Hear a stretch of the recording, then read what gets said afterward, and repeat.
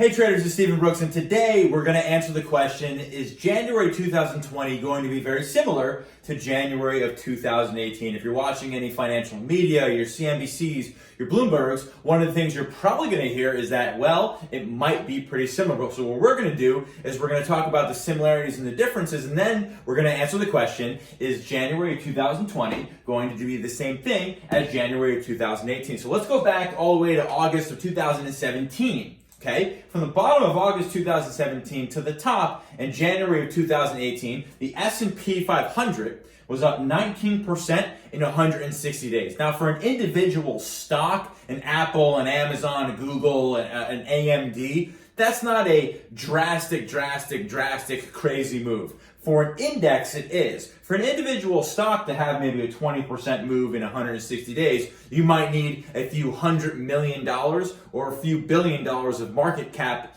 to make that happen. But for an index, you'll need trillions and trillions of dollars to make that happen. So this is a very, very big move that typically only happens after a major sell-off, which we did not have at all in 2017. So what happened? The United States passed a big tax reform bill. There was a lot of deregulation by the administration.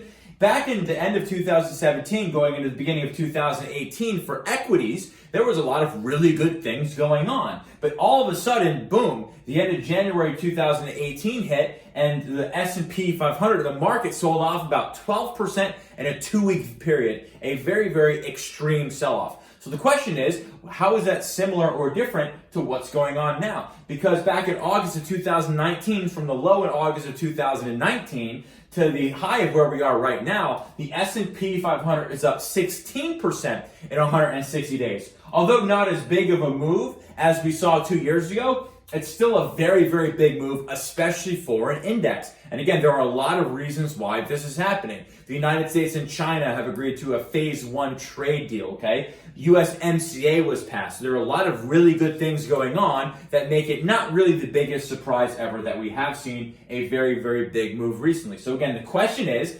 January 2018 going to be the same thing here? Well, there's one thing that is different about where we are today in January 2020 that we did not have in January of 2018, and that is the central banks.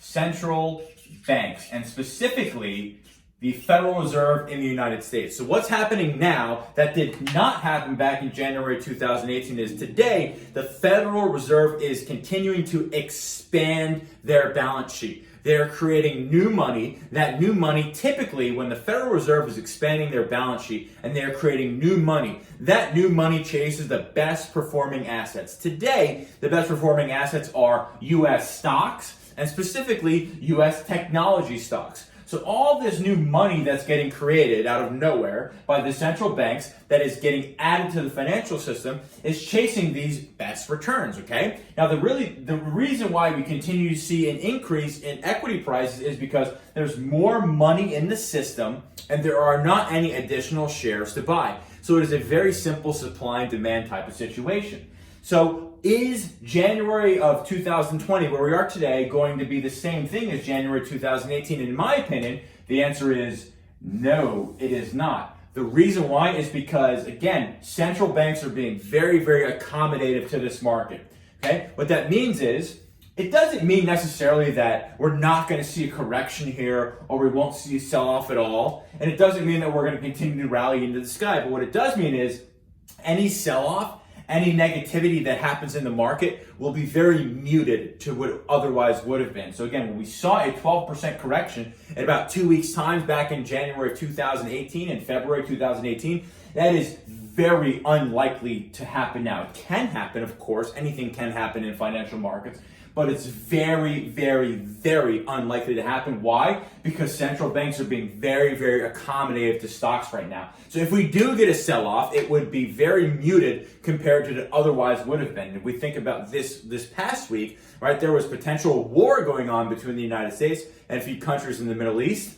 Not even a blink of an eye in a sell-off. We're higher now today than we were before people started lobbing missiles to one another. So to answer the question, is January 2020 going to be similar to January 2018? My answer is no. The reason why is because central banks are being very, very accommodative right now. And as long as they are being accommodative, or at least talking like they're going to be accommodative, it's going to be very, very hard to have a substantial and sustained sell-off. You guys can use that right away. Good luck on your trading. I'll see you all soon.